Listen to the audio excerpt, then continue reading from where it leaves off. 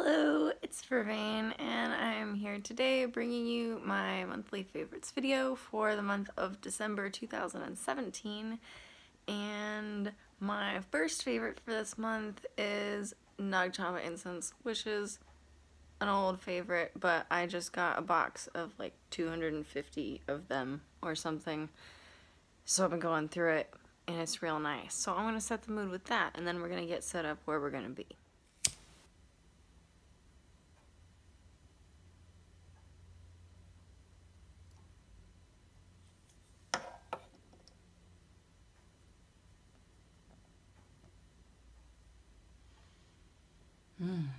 That's what I'm talking about. Okay, the strangest thing just happened. So, see if you can help me figure this out.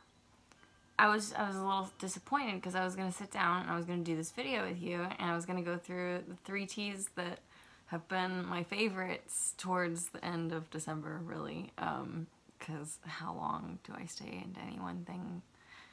Anyhow, and I was sad because one of them I didn't have. I had been drinking a sample and I was out of it and I was still waiting. I had ordered it and I was still waiting for it to arrive. After I filmed that last little bit and before right now, so in the last 10 minutes basically, somebody knocked on my door and delivered this kilogram of tea. Now, that was addressed to my real name because that's how I ordered it. Sitting on top of that package was this, which is addressed to Vervain, as you can see.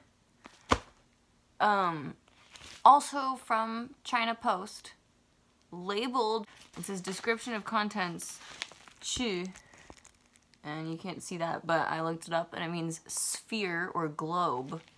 But what was in there was this dragon necklace.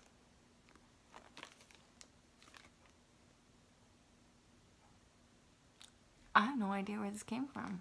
I didn't order this. It's not from the same people. It's not even from the same part of China. I didn't order anything else from China recently.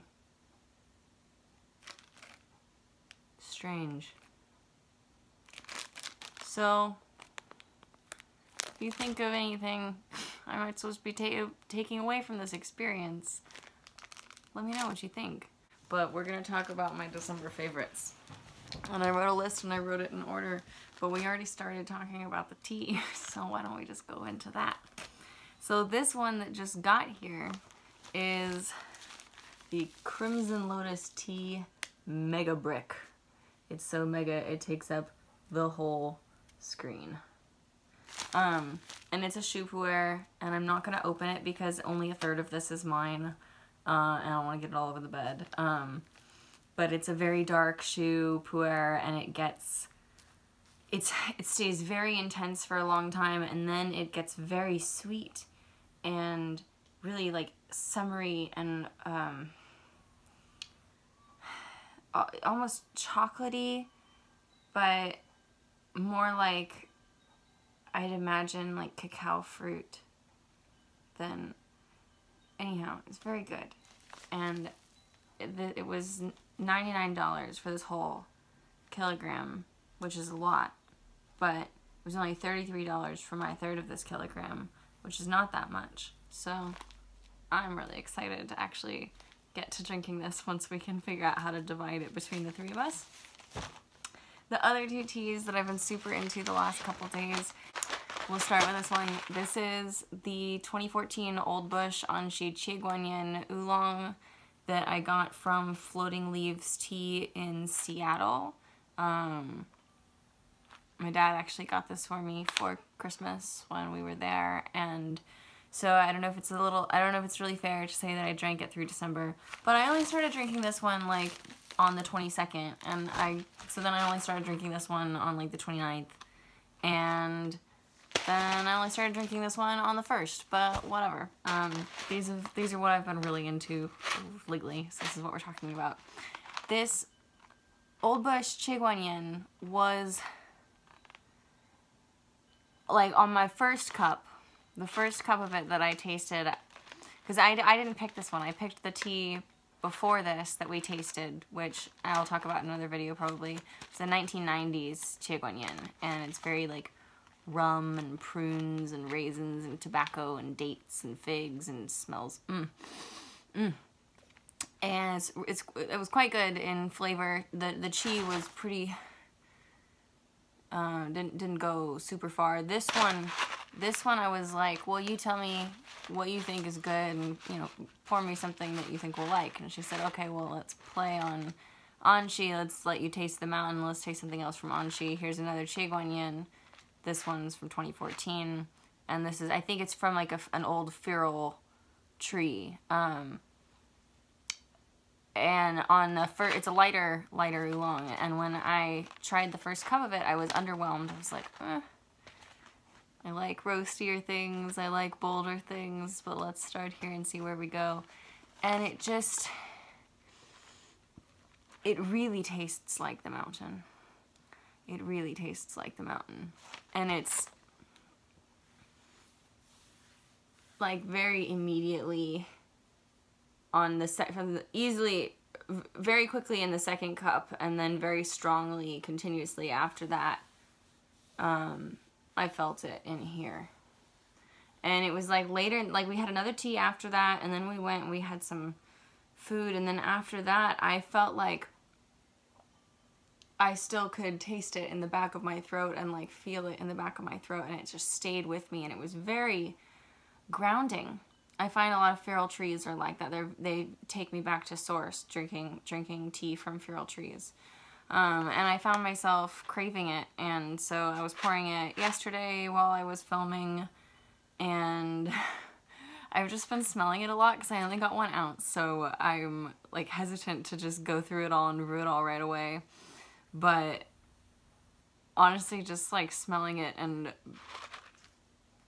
like thinking about it and thinking about it almost puts me back in that place where it brought me drinking it. And right now, of course, I'm smelling Nag Champa. But this is a good tea. This is a good tea. I recommend it. And I'm probably going to order more of it. I'm probably going to order more of all the teas that I got from Floating Leaves because they're quite good. And I will talk about them in another video more.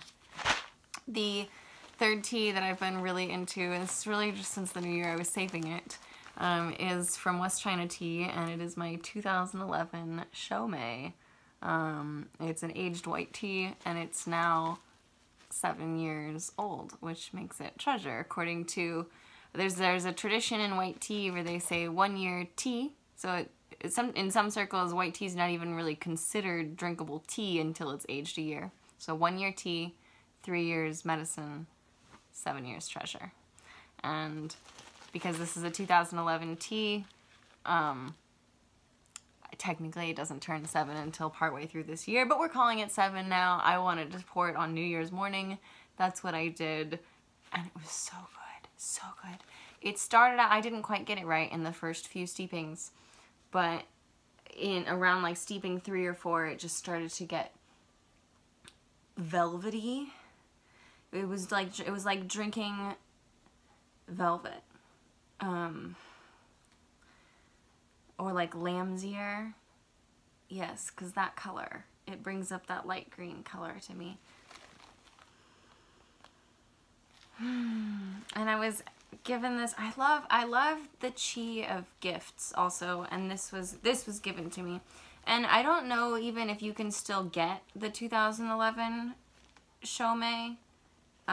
But that's not the point here. My point is that Shou, as it ages, does amazing things if it starts as good tea. And West China Tea gets really good Shou pretty much consistently. And it ages really well, pretty much consistently. And if that's something you're into, you should buy Shou from West China Tea and start collecting it and start aging it, because you're going to be really happy with yourself a few years down the road. This is...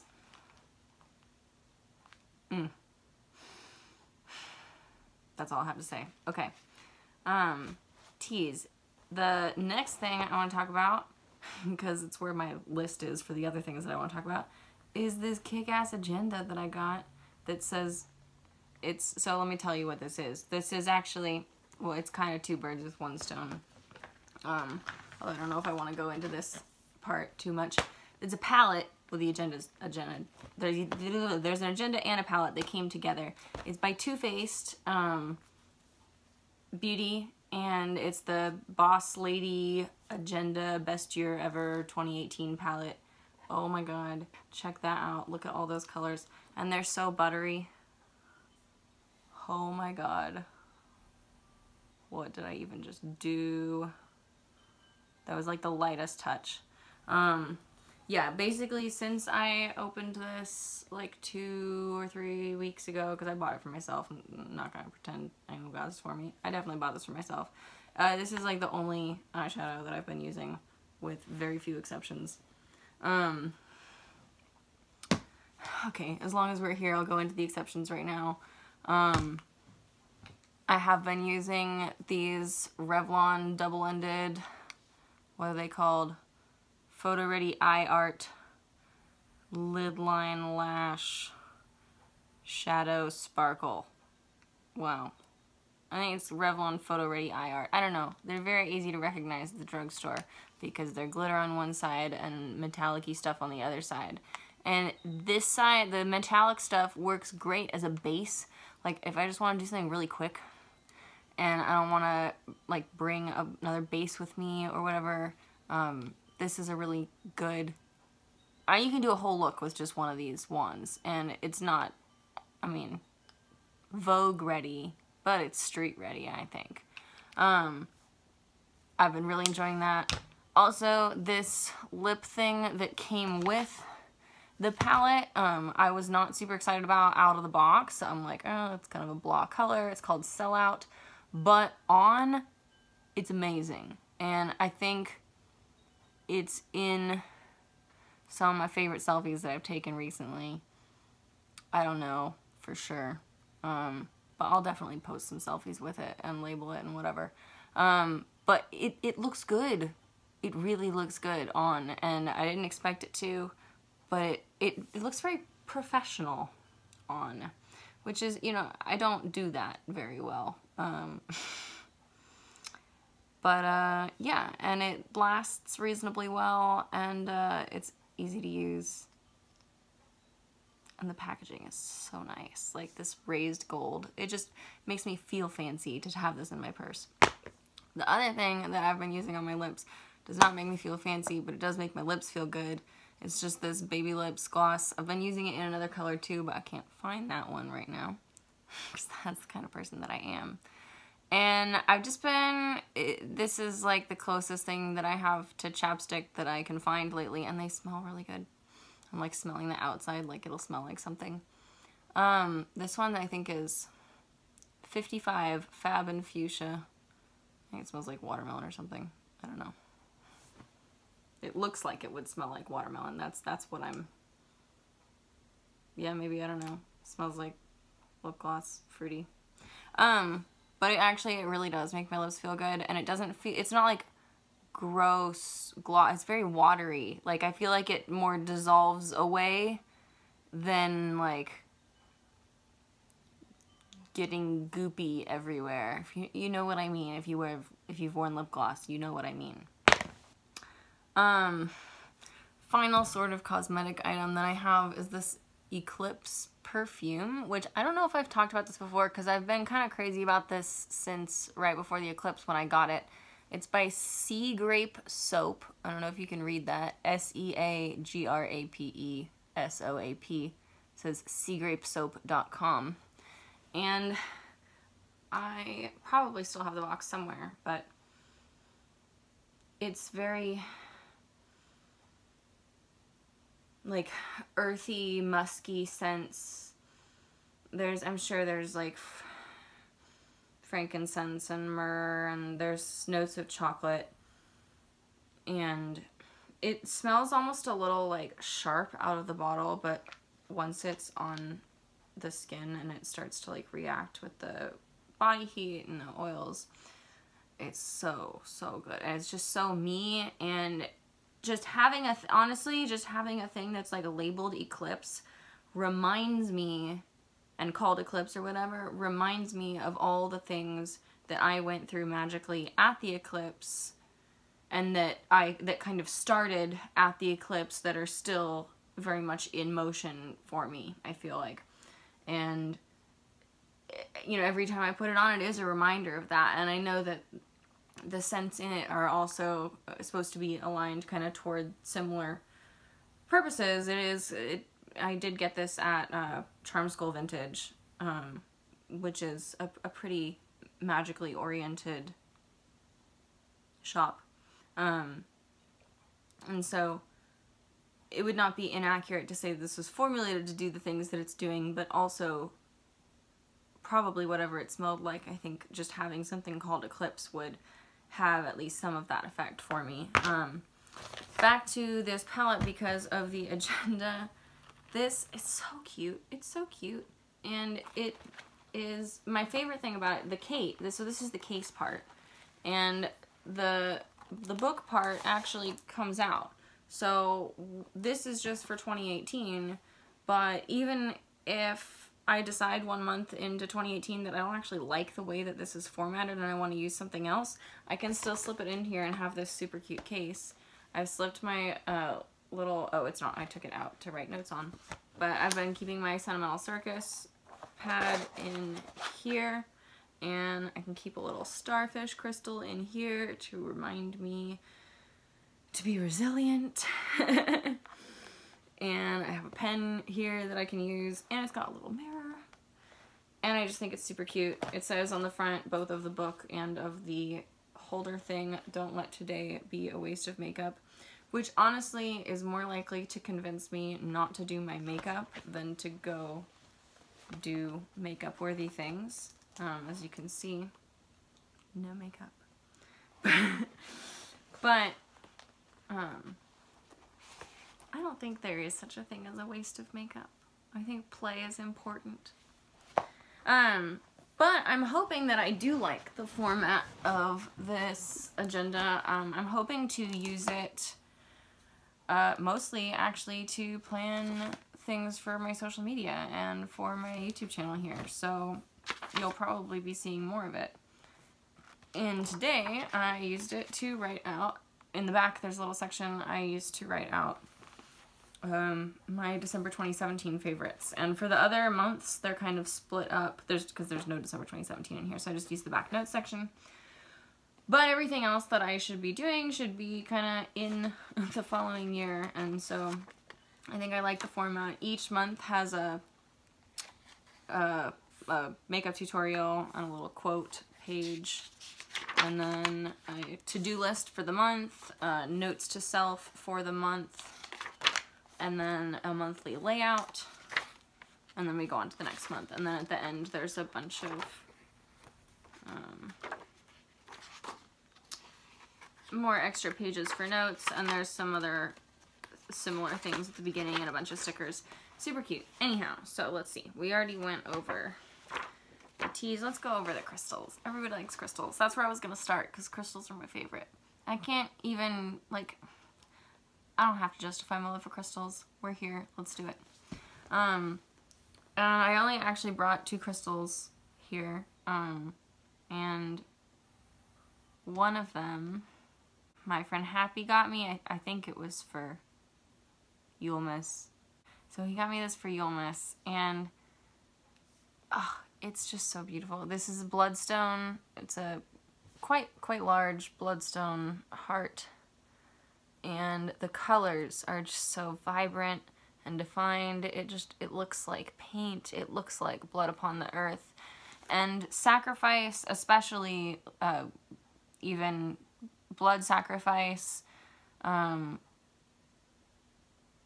but sacrifice in general has very much been a theme for me the past couple months. And having this around kind of like reminds me to be grounded in the purpose of the sacrifice and to remember, because whatever, like, when I say sacrifice has been a theme for me, I mean in the very general sense that we start with this almost limitless potential. It's limited by our form and our environment, but we still start with a huge amount of potential for what we could do as humans with any given day or with our lifetime or ourselves or whatever, what have you.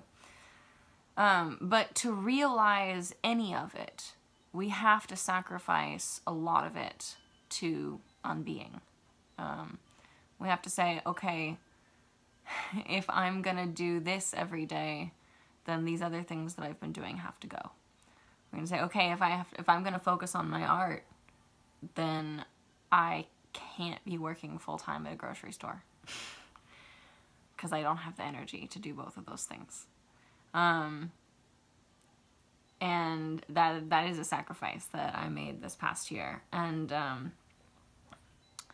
other sacrifices have been in play. And like I've been saying, I'll do a vlog about that very soon. I do want to do a more in-depth vlog about my kind of spiritual and philosophical journeys lately. But this rock has been a good companion through all of that. I've been going through a lot of really like revolution of my own philosophy. It's like turning the compost pile, it feels like.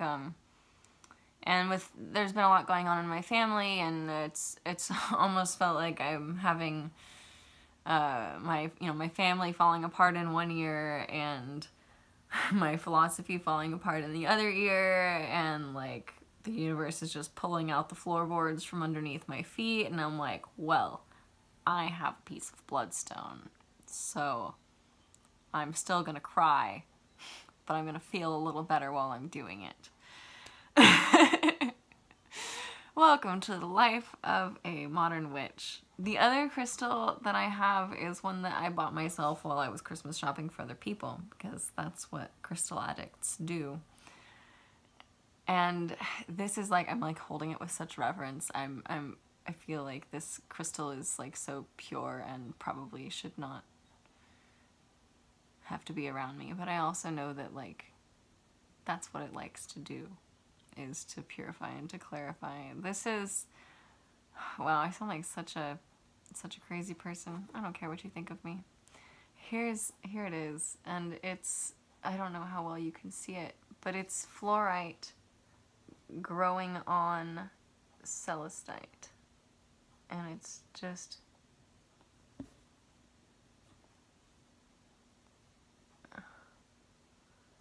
beautiful, perfect lavender violet cubes of fluorite growing on this beautifully pure white celestite, and it feels like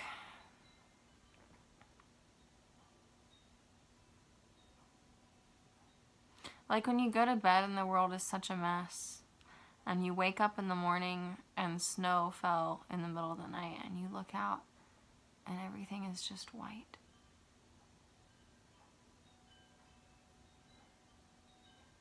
That's what this crystal feels like. It just feels very, it feels like it's just, it sucks away or pushes away or fogs over or whatever the things that don't matter. This crystal feels like a light in the darkness. You know, they say it's better to light one candle than to curse the darkness. Yes, absolutely. This crystal feels like the candle, and I want it on my team. And they had a bunch of these at Nature's Treasures of varying sizes, and I don't even want to say of like varying levels of beauty, because it feels like a heretical thing to say about a crystal, that it might be less perfect than another crystal. What kind of crazy crystal lady am I? Anyhow, I highly recommend you get your hands on some of this if this sounds like some vibes you could go for. Crystals, check. Jewelry. Oh, speaking of crystals, let's talk about jewelry. I've been wearing a lot of, so on my, here I've been wearing citrine. like citrine, citrine, and more citrine, and some smoky quartz. And right now I'm only wearing one citrine. This is my, I think of this necklace as my like key to the citrine palace. It's just a faceted citrine nugget with a little wire bronze rose and a bronze key hanging from it. And it's kind of my 9 of Pentacles stone. It's just because I associate citrine with everything that we were trying to manifest when we manifested the citrine palace, and now we live in the citrine palace, and it is all of those things that we wanted, and now I'm living with the consequences of that, because some of the things that I wanted are really good for me, and they also have costs that I'm learning about now, and I'm kind of like learning, you know, what does it mean to be Lady of the Manor? What does that mean? What responsibilities does that entail? What do you want, Vervain? What do you want? You're the master. That's a lot of responsibility, man. And it would be very easy to walk away from it, so I think it's good to wear things that remind me of it. I also had another necklace that I was wearing that had kind of a magical purpose, and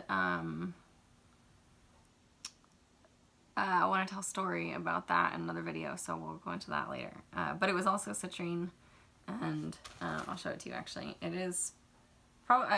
probably is still for sale. It was for sale and I wore it for a few days, and I think it served its purpose with me, and now it will have a little story and it will be for sale again when my shop is up and running, which is on my to-do list for January in this agenda. And I'm gonna show you. Yep, there's my to-do list. fixwonderingwitch.co.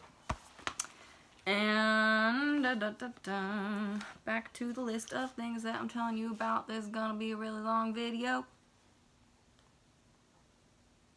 On my hands, I've been wearing mostly garnet and quartz. I was wearing several days in December. I wore a combination of 2 vintage garnet rings, one on each hand, and then one on each hand a quartz point ring that I had made, and one stood up, and I put that on my receiving hand, and it felt kind of like a lightning rod, kind of. And then one goes this way, and I wear that on this hand, and that's my, like, how I can channel energy through my hands.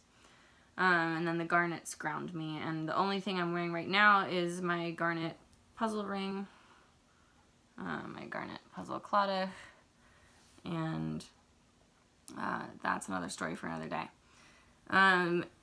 Earrings, I have been wearing these aspen leaf earrings a lot, and I wasn't really sure why, and then I figured it out the other day. Well, I kind of knew why, and but I really figured it out the other day, and Sean figured it out really for me, or he said the thing that I put the pieces together. I got these in Yellowstone many years ago. Many years ago. I must have been like 15 or something, so I guess 10 years ago. I'm not that old. And I don't even know if there are any aspens there. I've never seen any aspens there. But I've seen aspens now in Colorado, and I wear these a lot. But when I got these, they said on them, they're real leaf skeletons from aspen trees encased in gold. And they said, like on the hang tag or whatever, that the aspen was associated with creativity and inspiration. And I was like, oh cool, I'm a creative, that sounds like me, cool. And then I bought them and I wore them like twice, and then I didn't look at them again for, you know, almost 10 years probably. And then I've been wearing them a lot the past year, but really a lot in December. And it was, I knew that the aspen was associated with Jesus a little bit, but I didn't know, I'm still not quite sure, like where the aspen is actually mentioned in the story. Although there's an old Celtic folk song that I used to sing. A curse on thee, O aspen tree, the king of Bens was nailed to thee, a curse on whoso I may see, and will not curse with me on tree. And I knew about that, but I didn't really have the pieces put together. And then for some reason, the aspen had been, like, I'd been feeling like the aspen was associated with Odin, but I couldn't really put that together. Although if it's associated with creativity and inspiration, and the wind going through the aspens is like the breath, and he is the wind, and of inspiration. That's Anxi also. And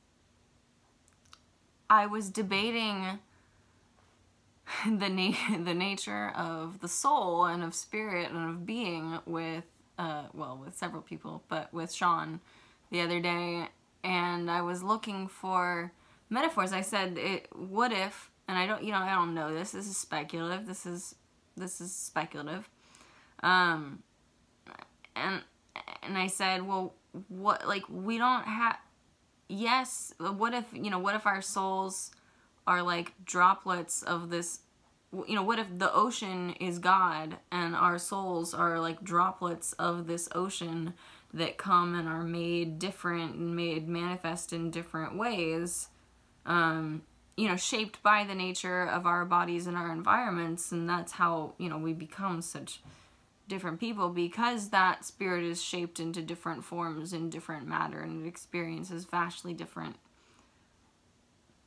it undergoes vastly different programming, etc., etc., etc. And I made my droplet an ocean metaphor or analogy, and he said, oh, I think it's much more like an aspen grove, because the aspen groves are genetically identical. It's usually one organism in a grove, over what looks on the surface to be many, many trees is one interconnected organism. And, you know, if you cut down one of those trees, is that grove any less an aspen grove? No, it's still definitely an aspen grove. And if you take that tree and you go plant it somewhere else and it survives and it generates more aspens that are genetically identical, is that grove any less an aspen grove? No. And that's much more how I see us, I think, is that we're, you know, we're just branches off the old tree until we decide. Anyhow, that's why I've been wearing these aspen earrings. They connect me to that. They make me think. Which brings us to some books. Oh, I left them over there. I don't know if you've been watching my Instagram. If you've been watching my Instagram, you might notice that I've been posting some poetry recitations. And I have a big one planned for you. I'm kind of waiting to feel in the right mood to film it. And I've kind of promised that I would do it live for somebody, and I don't want to put it on here before I do that. But I have been posting some recitations of Shakespearean sonnets, because I love Shakespearean sonnets, and they just always make me smile. They get me in a good mood, and they do make you think. The three that I know by heart, Shall I Compare Thee to a Summer's Day, Let Me Not to the Merit of True Minds, and My Mistress' Eyes Are Nothing Like the Sun. I don't know if those are big thinkers, really, but I think they're beautiful, and I think they're wonderful, and I think that memory is really important. And this is what I've been getting into. This is kind of why I've been getting more into this, and I want to make it my goal to memorize more poems and texts and songs and things by the end of the year, because I think that that is important. I think that the act of recall itself is magically important, and just like important to the human experience. I think that like having the skill of recall and of memory is important, and I also think that being able to carry my sacred texts with me in here rather than in this phone, you know, or in these books, which I don't know if you can tell, I carried this with me for quite some time before I decided to just memorize Mythopoeia, which is, I mean, I'll show you what it means to memorize Mythopoeia. This is where Mythopoeia starts, and then it continues for 150 lines, and I do have them all memorized, and I think I understand this poem, but I'm definitely still working through it. And this I would absolutely consider a sacred text, particularly Mythopoeia, but there's an essay in here on fairy stories, and Leaf by Niggle, there's that short story is in here, and I guess the Homecoming of Beowulf is also in here. I don't know if I've read that. But those, okay, yeah, that's all that's in here. So there's the one thing that I didn't read, and the 3 things that I've read. And the 3 things that I've read are very good, which probably means that I should read the one thing that I haven't read. I really, really, really recommend the study of the poem Mythopoeia. If you don't want to, if you find, I recommend that you read it by yourself. And if you want to understand it more, I recommend that you come back and watch my video when I do it, because I think that I've really done a lot. I studied it in a college course, and I did a lot of analysis of it then, and I've been deeply analyzing it for the last 5 years, I guess, since then, roughly. That's all I have to say about that. Shakespearean Sonnets, this is the book that I keep, the complete works of Shakespeare. This is the book that I keep in my nightstand. And then I have been slowly working my way through this book, Shadow and Claw by Gene Wolfe, that was recommended to me by at least 4 of the most intelligent and delightful people that I know. And I just get so distracted so easily, and I just have so many things that I want to do that I haven't gotten very far, but I'm on page 101 apparently, and I'm marking it with My Little Pony wrapping paper, and it is actually really good. It is actually really good. I'm just bad at fiction. I've lost the capacity to lose myself in fiction for long extended periods of time, and I'm trying to get that back, which is why we're reading this, but I'm not there yet, so be patient with me. I know I did already talk about cosmetics, but this bag, please don't fuck with my shit. I got this at my local Planet K. I think I paid like $8, maybe as much as $15. I think it was more like $10 though. This is by Blue Q Bags, and it's 95% recycled material, and I really don't know if you can read that, so I hope you can hear me. I love it. It's held up really well. This is what I took a bunch of stuff to Seattle in when I went, and happily I had really nice TSA agents go through my bag, and they were not offended. I did find myself in the airport kind of thinking, oh shit, maybe I shouldn't have put this in my carry-on that TSA agents are probably going to want to go through, because I'm carrying a buttload of teaware and tea, and they always want to know about anyone who's carrying weird shaped things like bell pepper teapots. What the fuck is going on with my camera? This is already a 40-minute video. I've got to stop. Fortunately, we're very almost done.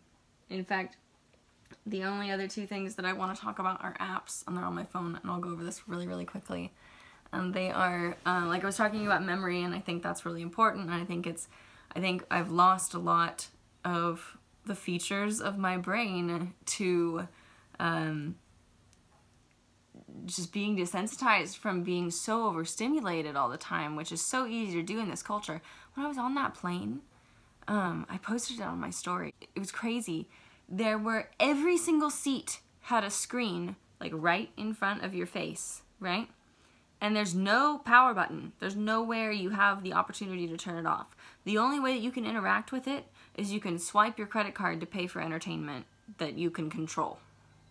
But until you swipe your credit card, there's no touchscreen capability or capability to do anything other than watch images flash by your face for the entire duration of your flight. So next time I travel, I don't know, you know, not every plane I was on was like this, but I'm not risking that again. Next time I travel, I'm bringing Post-its so that I can just post it over my thing. But in the meantime, to train my brain and to kind of get back some of my focus and my memory and some of my capacity for things that I have lost in this world, I've been doing the Peak Brain Training app, and it's been really good for me, I think. It seems to think that I'm improving, and I have fun with it, and I think it's a good thing for me to do because it's a habit that's easy for me to build, and I can feel that if I can really turn that into a consistent habit, then it will be easier for me to attach other good habits to that one. So if I'm like, okay, every time you finish doing your peak brain training, then right after that you go do this other thing that's a good habit that you're trying to build or whatever. I do think that I could maybe cheat the system that way, but one thing at a time, and I think tomorrow will be my first week-long streak on the Peak Brain Training app, and I've been really enjoying that. I didn't bring any decks on this favorites video today, which I know sounds totally whack, but it's because I have been at Starbucks working a lot and also traveling, and right before I traveled, I couldn't actually find my my Rider-Waite deck, and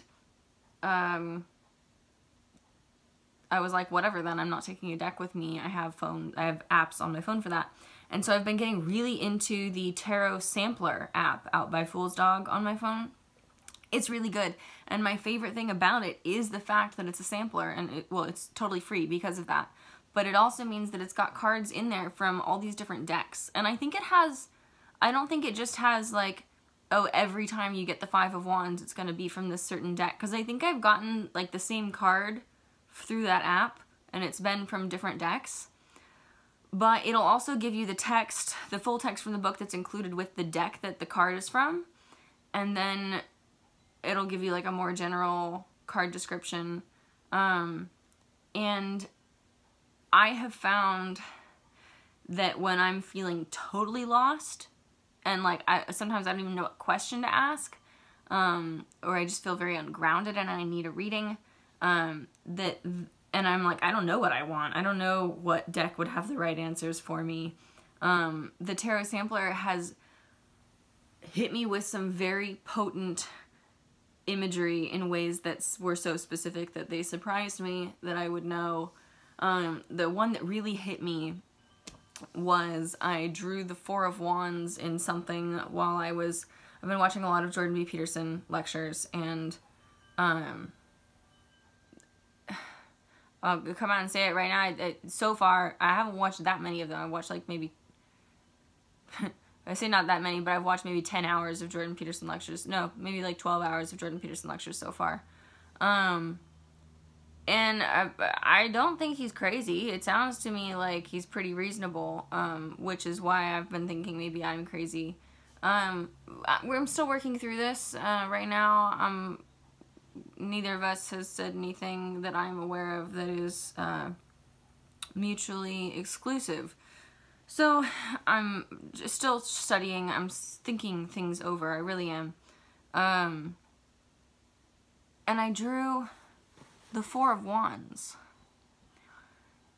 And the Four of Wands, whatever deck it was from in the sampler app, the Four of Wands over the arch created by the Wands was sitting a raven, which is the symbol of Odin. One of the symbols of Odin.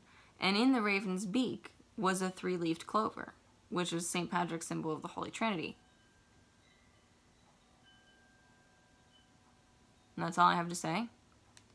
I'm I'm still thinking about that. I'm still thinking about a lot of things.